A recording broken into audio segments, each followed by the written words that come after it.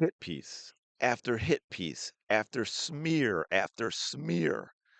coming from the media when it comes to Caitlin Clark, specifically, as you know, about her character. All of the sudden, all these things that have been part of Caitlin Clark that have been mentioned here or there, but they've been part of her. She's a fiery competitor. She gets into officials' faces at times when calls are terrible, as many other players and athletes have done. If you all want to go freaking out about Caitlin Clark, I don't know, maybe go check out the antics of someone named Michael Jordan. It has nothing to do with entitlement. It has nothing to do with her being a brat. She is a fiery competitor who will have conversations with officials. I mean, if you want something more modern, you can look at LeBron James. And don't anyone sit there and tell me LeBron James does not carry on with the officials worse than, more than any other player in the game today. But these same people have zero to say about LeBron James. Why is that? We're going to dig into that just a little bit in this video. I think there's some important things that need to be said that I've sort of mentioned here and there, but I didn't stop and dig into it a little deeper. And now when I see more and more of these things, the LA Times article, and we had Ringer, and we had USA Today, and we have the New York Post now making a big deal about the fact that Caitlin Clark came out of a huddle and didn't see a teammate who was holding her hand up for a high five, and now that's a big story as well that speaks to the awfulness of Caitlin Clark as a human being. Welcome back. Thank you so much for being here. Of course, truly appreciate all your support. Hope you all been having a fantastic day, and it gets even better. Shout out to the 16,000 strong. So, and it's interesting because that Evelyn sent this to me, okay? And we have Mark I Lucaverse, someone who follows me on X as well. And it's interesting because little Benny and little Stephanie and Benny. Oh, is that Steven? He acts like a Stephanie. Works well in this situation. I actually commented on both of them because, of course, if you look at little Stephanie's, it's Caitlin is a great player, but this column needed to be written. And he, of course, was reposting the LA Times hit piece, the LA Times smear piece from the guy who does not cover the WNBA that went through this whole diatribe of trying to convince you he is the greatest Caitlin Clark fan to ever exist. But my goodness, he just, as pained as it is, he's going to have to tell you about how awful she actually is. And of course, little Benny, tremendous column that needed to be written. Isn't that interesting? Thank you for pointing this out, Mark. Exactly like I was saying in that video about the clips when you look at video of media throughout the country covering the story by saying the same exact things. Here it is with tweets. Oh, but who are these people, you ask? Well, guess what? They both work for ESPN. Yes, they both work for ESPN. Isn't that interesting? Now, Steven is a guy actually, and they're both NFL, by the way. They're both NFL, and that's really important. Keep that in mind, both NFL. Steven is a Colts NFL reporter for ESPN who had also worked for The Athletic. Benny, senior NFL writer at the Boston Globe, covering the NFL since 2007. Hey, you know who else has been a long-time cover of the NFL for ESPN? Do you know who that might be? Well, I will tell you. That is Salters. Yes, that is Salters herself. Now, who exactly is that? Well, that would be the wife of Caitlin Clark. She has been at ESPN since I believe her first job was in the year 2000.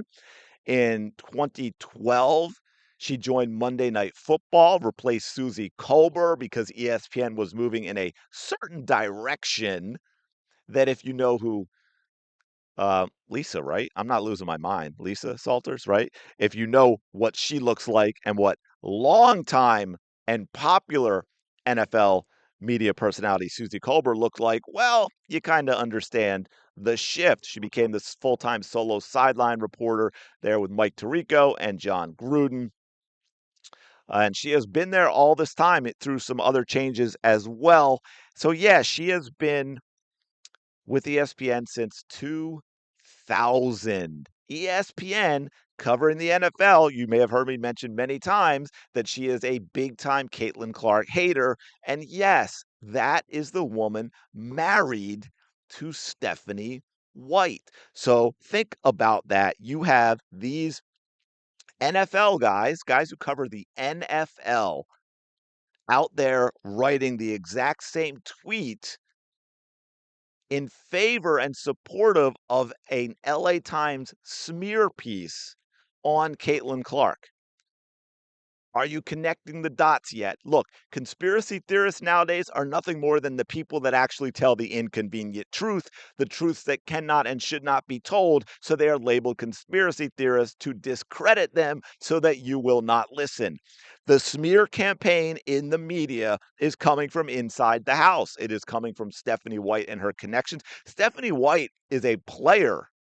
She is part of a power couple for those that don't know. That's why so much of this is allowed to happen because of her marriage to Salters, who hates Caitlin Clark. Salters has been at ESPN for over a quarter of a century. These are men covering the NFL, by the way, too. These are men covering the NFL at ESPN, putting out tweets supporting the smear against Caitlin Clark. We have seen time after time after time ESPN personalities, including ones we never even heard of, out there always attacking Caitlin Clark. So where does that come from? It comes from Stephanie White, with approval, of course, by Amber Cox and Kelly Krauskopf and Lynn Dunn. Make no mistake, and this is what the WNBA is. For those that don't know, and I haven't mentioned it before as well, Stephanie White was Stephanie White McCarty when she was drafted into the WNBA. Yes, married to a man when she entered the WNBA. It kind of seems like there's a little bit of a theme thing going on with what happens when women enter the WNBA. They might enter normal, but they certainly don't exit that way. So if you are wondering, hey, what is going on with this smear campaign? So let me put it another way, okay? For those who aren't quite there yet to acknowledge the truth of the situation, to acknowledge that Stephanie White is part of this smear campaign, then we'll flip it the other way. Stephanie White is married to an NFL media personality who has been at ESPN covering the NFL for over a quarter of a century. If these were not coming from Stephanie White, as any good coach would who has this type of power, she would nix all of these things coming out from ESPN people that are negative toward Caitlin Clark. She would say, no, no, no, no, Lisa, I can't have this. Please do me a solid, do me a favor. Don't let this stuff get out here. And Lisa Salters has that kind of power, which is why I always say take anything Kelsey Mitchell says positively about Caitlin Clark with a grain of salt, because Kelsey Mitchell is super tight with her twin sister and her brother. I do have that right? She's not one of those male-female twins, right? It's her sister is the twin. If I'm wrong, let me know in the comments, man. I'm questioning myself now. But she's really tight with them. They have repeatedly, many times on social media, gone out and viciously attacked Caitlin Clark, even when she was the Indiana Fever. If Kelsey Mitchell did not agree with those things, Kelsey Mitchell could easily stop them from happening. And by the way, if as the brother and sister you respected Kelsey Mitchell at all and Kelsey Mitchell was actually friends with Caitlin Clark, you would never put that stuff out there in the first place. So anyway, there you go. There's a little bit more of the detail of the backstory with Stephanie White, with Stephanie White's wife, and with the smears coming out against Caitlin Clark and the role that ESPN plays in all of those things. What am I missing? Where did I go wrong? Let me know in the comments below. As always, appreciate you checking out this video. Do me a quick favor, like, comment, subscribe. I will talk to y'all later.